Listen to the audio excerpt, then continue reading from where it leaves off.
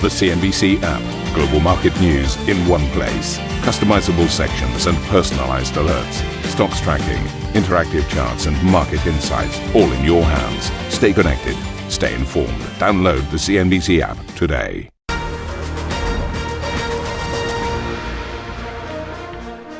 Good morning and welcome to Squawk Box Europe. I'm Juliana Tatelbaum with Carolyn Roth, and these are your headlines. The countdown is on. Markets fully price in a 25 basis point cut at today's Federal Reserve meeting, while deep divisions within the central bank put investors on edge about the potential for easing next year. Chinese consumer prices rising at their fastest level in 2 years as Beijing's consumer-focused stimulus looks to be paying off. But factory gate prices remain in deflation territory for the 38th month in a row. Donald Trump pouring gasoline on the fire in America's war of words, with Europe condemning the continent's leaders as, quote, weak and saying they don't know what to do. NATO calls me daddy. I mean, I have a lot to say about it. Europe is being destroyed.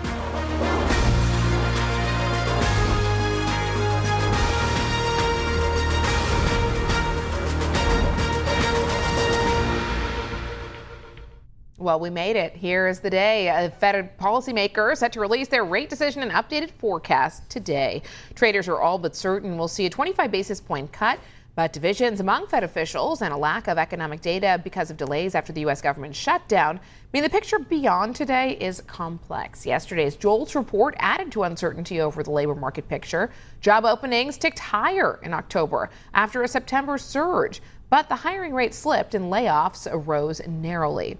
And further complicating the outlook, focus on the Fed's future leadership. The Financial Times has reported that President Trump will put frontrunner Kevin Hassett against 3 other candidates in interviews next week, including former Fed Governor Kevin Warsh. We've spoken to analysts and economists about what to expect from the Fed today.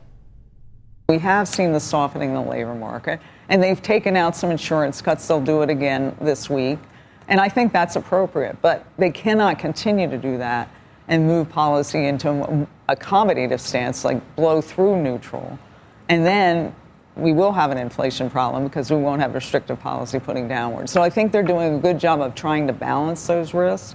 But at some point, they're going to have to take on the fact that they need to have somewhat restrictive monetary policy if inflation is going to move back down to 2%. The rate of change on both payrolls and layoffs peaked or bottomed, depending on which one you're looking at, in April, right when the market bottomed. So, and this narrative that we've had for a while now is becoming a bit more popular. We like that other people are kind of adopting it to some degree because they're looking for a rationale or reason for why the market's done when it's done. And that is very important for next year because, A, it means the Fed has more room to cut than probably people think, okay, or they can do things with the balance sheet. And secondly, you're going to get a rotation now into the parts of the market that have not performed that well. That's our call for 2026. We see this completely as an insurance cut. And with an insurance cut, you take out the insurance and then you see if you need if the insurance was needed or not. What we have is this big debate between people who look at, say, the activity numbers, which are relatively firm, labor market numbers, which are soft, and sort of saying which is right. Is the economy strong or is it weak? We think both might be correct, that we're seeing a surge in productivity that's likely to continue next year.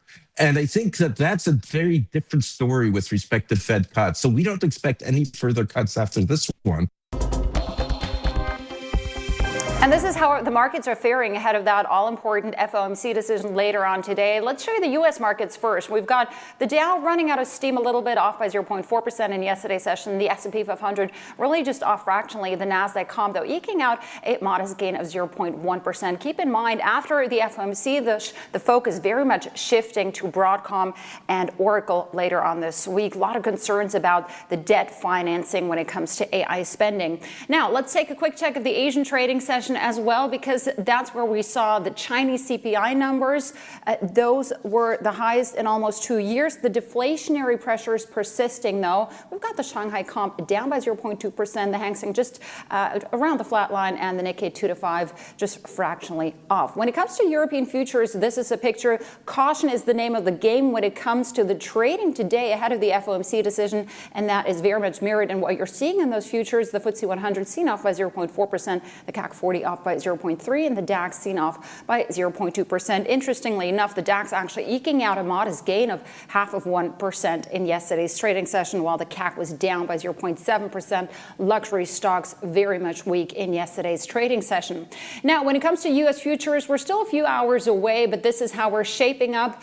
Early hours, the S&P 500 seemed pretty much flat. Same goes for the Dow Jones and the NASDAQ there as well. I guess trepidation is the name of the game ahead of the FOMC decision. Juliana.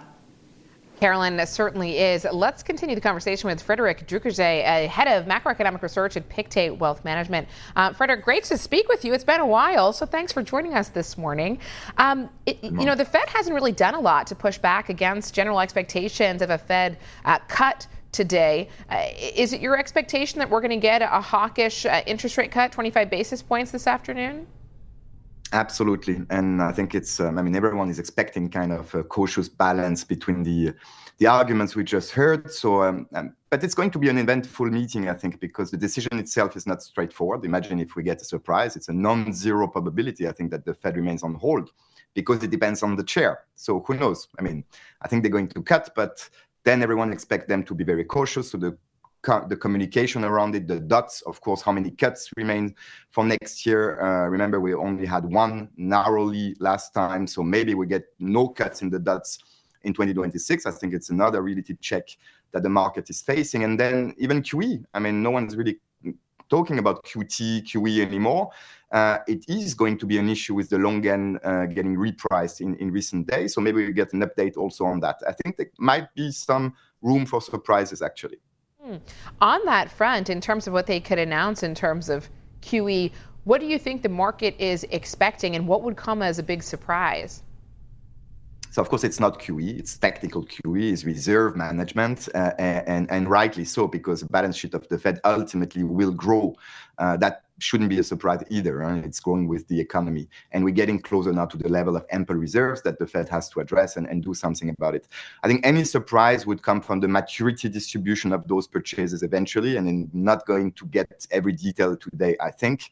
But ultimately, buying only T-bills at the very short end of the curve doesn't remove or add any kind of degree of duration in the market. If we get some tensions at the long end of the curve, if and when probably we get some signs of inflation or the economy running hot next year, that could be a scenario where the long end reprices even further, then maybe the Fed has to address that in a way, at least indirectly. But right now, I think the focus is still on policy rates.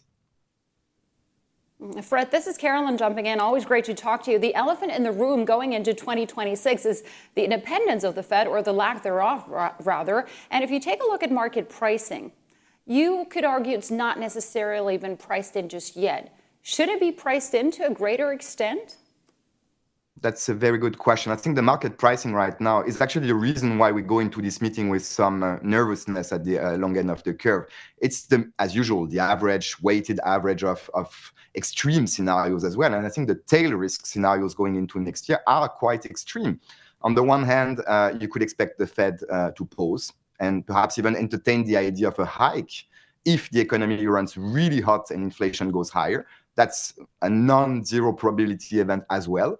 And on the other hand, we know the labor market is in a very fragile situation, low hire, no fire, but any shock could potentially increase layoffs and push us into an even more fragile situation where the Fed would have to cut even by 50 basis points in an extreme case. So I think this market pricing does reflect that. More than a loss of independence of the Fed. We've heard it from even Kevin Hassett. I think he will be looking at the data, really. So I think that's been a bit overstated as an issue right now.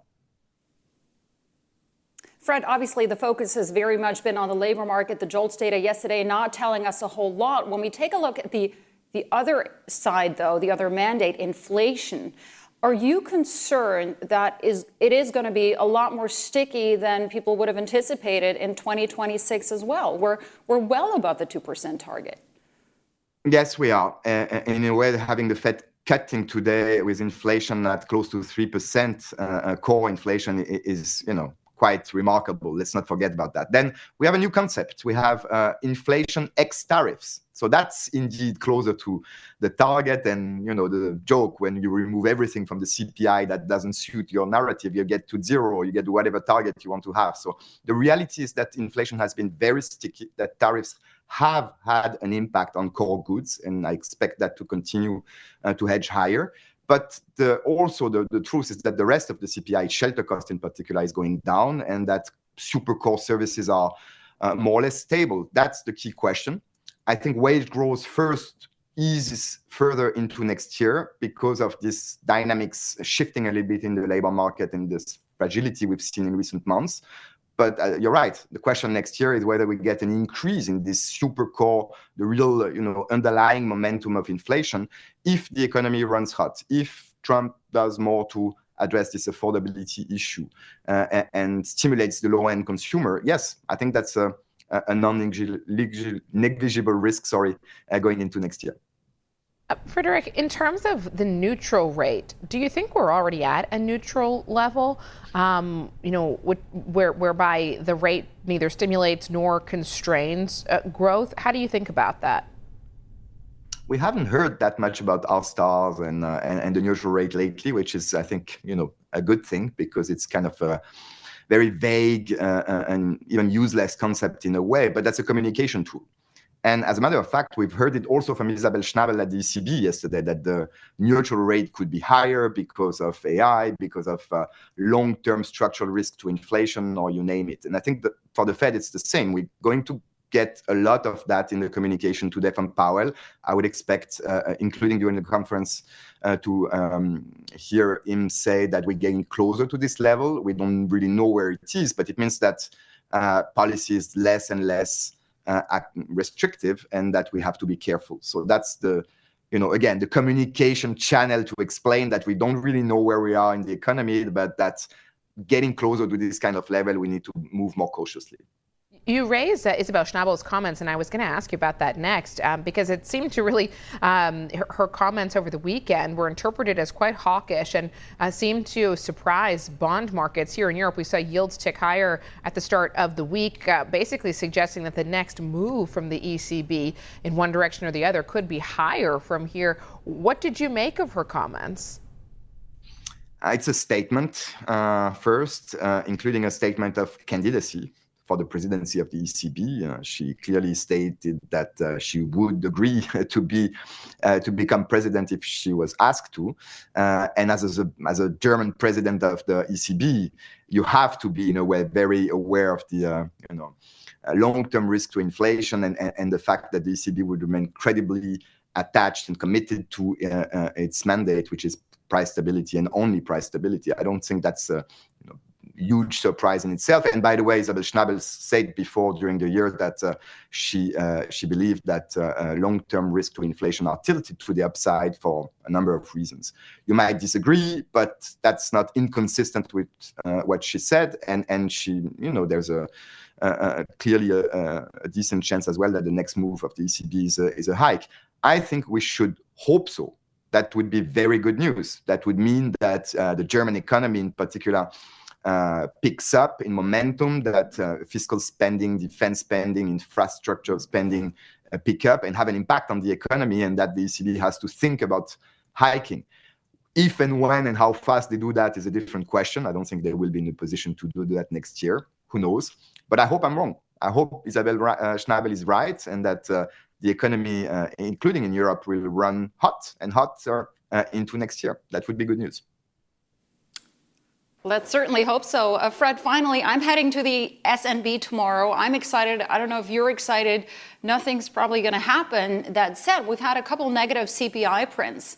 Should the SNB be acting on this? Everything is at zero. Inflation is around zero. Policy rates are zero. And that's the point. We know from the Swiss National Bank that the bar to cutting back into negative territory is actually quite high. There are side effects for this and uncertainty around the actually efficacy of such measures. So we know that also the target of the SNB is between 0 and 2%. It's not a symmetric 2% like the ECB. There can be some tolerance for low inflation. We are excited as usual because first, they have a tendency to surprise. So who knows? They could be a bit more dovish than expected. And second, because the currency is an ongoing issue in Switzerland, it's very strong still, having an impact on the economy, on inflation as well. And I think at the very least, the SNB should remain very cautious and ready to intervene if needed, including in the FX market. Good to see you equally excited about the SNB. Fred, always great to chat with you. Frédéric Ducrozet, Head of Macroeconomic Research at Pictet Wealth Management. Now, let's refocus back on the Asian trading session. This is where we're seeing a bit of a mixed picture. This is what you're seeing. There you go. The Nikkei 225 off just fractionally. Actually, not a whole lot going on. I think this is owing to the Fed, obviously, and the indecision ahead of the FOMC decision later on. The Hang Seng is just hugging the flat line, and the Shanghai Comp is down by roughly 1/3 of 1%. This comes as Chinese inflation hit a near 2-year high in the month of November, fueled by a larger than expected rise in food prices. Consumer prices rose 0.7% year on year compared to 0.2% last month. Elaine filed this report. The latest inflation data shows a mixed picture. Consumer inflation hit a nearly 2-year high, while factory gate deflation deepened more than expected. Consumer prices rose 0.7% year on year, the highest level since February last year, matching Reuters' forecast and following a return to growth in October. Now, that is thanks to higher food prices that reversed a drop in the prior month, and the government's consumption-focused stimulus have also helped lift prices for home appliances and clothing. And core inflation, which strips away volatile food and energy prices, have risen 1.2%. And the prices for gold accessories soared 58% from a year earlier. And we know Chinese consumers have favored gold to hedge against falling property prices. And on a monthly basis, though, consumer prices slipped 0.1%, missing an expected gain. And prices for hotels and transport have indeed come back down after an extended holiday period in October. Now, factory gate prices fell 2.2% year on year, largely because of a higher base. And PPI has now been in deflationary territory for 38 months, and it missed for the forecast of a 2% drop. This goes to show the challenges of tackling price wars and involution. The impact of the government's anti-involution campaign is indeed seen more in upstream sectors and remains pretty serious downstream. And Barclays says low CPI inflation is now the new normal, and so this extended deflation and low inflation will be a cause for concern for Beijing and investors as these issues eat into profits and show there's really no quick, easy fixes for overcapacity and price wars. For CNBC, I'm Elaine Yu in Hong Kong. And in other news, China Vanke shares surging by the daily limit today as creditors meet to vote on the troubled property developer's proposal to delay repaying a 2 billion yuan bond for a year in order to avoid default. The company is one of many in the sector to be hit by credit concerns amid China's real estate crisis. That rebound is boosting the CSI real estate index in trade today. Take a look at that, up by 3.2%. Juliana. Coming up on the show, we are going to look ahead to results from Oracle in a test for the AI sector. Plus, President Trump takes aim at Europe, provoking responses from across the continent. And our coverage from Abu Dhabi Finance Week continues. We'll hear from the CEO of Coinbase at 9:30 London time.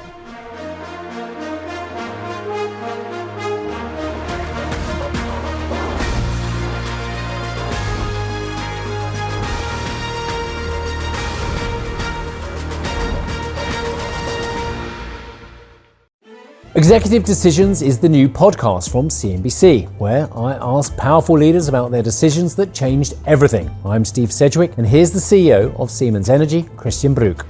business leaders should not stay quiet in a world which is super complex. We sit in a privileged position, and we have to use that to ensure that a society remains prosperous, stable, successful. That's Executive Decisions with me, Steve Sedgwick. Get it wherever you're listening to this.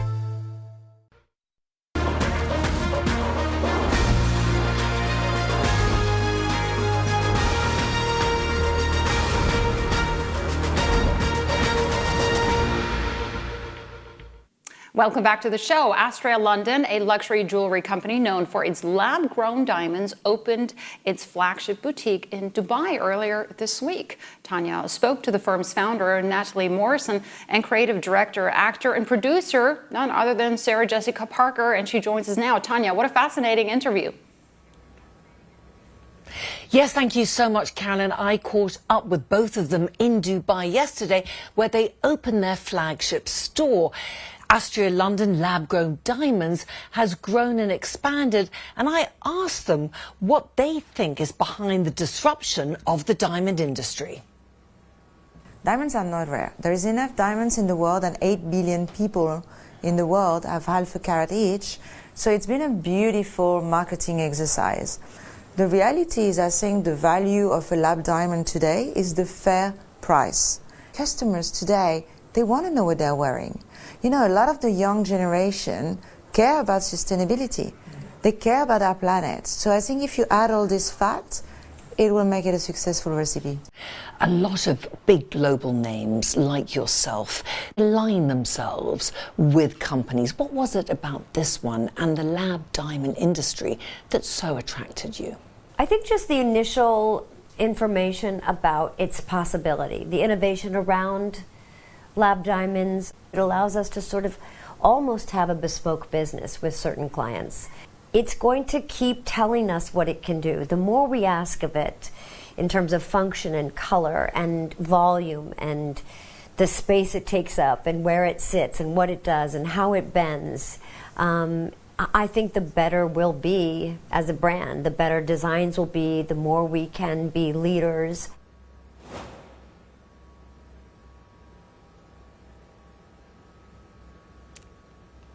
Sarah Jessica Parker and Natalie Morrison there. And of course, the lab-grown diamonds industry is growing enormously, Carolyn. And I got to ask you, this has been a week where Juliana and we've been so busy talking about one of the biggest bidding wars when it comes to the media industry, Warner Brothers, of course. And we know that Sarah Jessica Parker, Sex and the City, got to ask you, owned obviously, or it ran on HBO. Does she have any thoughts on this? Carolyn, she did. Absolutely. I asked her because, of course, Sex and the City was on HBO. And I asked her what she thought of all these latest bids. Here's what she had to say. It's hard to speculate until we understand, you know, what this hostile, you know, takeover bid looks like, the reality of that, whether it has legs, how it's being considered, or whether it remains. Netflix is saying very confidently that it is, in fact, theirs. I would love to see HBO remain the leader in the way it produces television and the kind of courage and confidence that it's produced television for the last 25, 30 years. I think it's a necessary place for exciting storytelling. So I will just remain hopeful that that kind of work that they've produced will be respected and supported, and they will be encouraged to continue to cultivate that kind of artistry around production. Sarah Jessica Parker there on her thoughts on the latest bids for Warner Brothers Discovery. And of course, I was talking to her about her new role as Global Creative Director of Astrea London lab-grown diamond brand. Juliana. Tanya, fantastic interview. I have to say, surreal hearing Sarah Jessica Parker speak to you on our airways. I've heard her voice so much over the years. So really, really interesting interview, and also great to get her take on the latest around Warner Brothers. So Tanya, we will say goodbye to you for now. Appreciate you bringing us the interview, and we'll bring our viewers the latest now on what's going on with Warner Brothers. Paramount CEO David Ellison met with Warner Brothers Discovery investors in New York on Tuesday in an effort to convince them to back his hostile bid for the group in instead of the Netflix offer accepted by the company's board. The Financial Times reports several shareholders were left with a positive view of Paramount's bid, and that Ellison focused in part on tackling concerns around the involvement of investors from the Middle East. Carolyn, I thought it was a great opportunity for Tanya to ask Sarah Jessica about her take. Obviously, Sex and the City, one of the most successful franchises to come out of HBO, one of the key assets in play here. And I think, most interesting just to hear from one of the, the biggest stars in Hollywood, how they think about a deal like this. And, it's clear from her that maintaining the artistry, maintaining the quality of the production from a house like HBO is paramount when it comes to thinking about who's the best owner of these assets moving forward. You said that's paramount. That's no pun intended or pun intended. I don't know. But let me just pick up on her comments here, given that there is a lot of trepidation, nervousness in Hollywood around whether a potential tie-up, depending on who buys it, specifically Netflix, whether that would lead to more layoffs in Hollywood. And Hollywood has seen a lot of problems in terms of the strikes, but also the bursting of the streaming bubble. So there is a lot of nervousness when it comes to the jobs, the number of projects being pursued, the tightening purse strings, and the future of content, the quality of the content. Can it be held up if, for example, Netflix were to buy the company?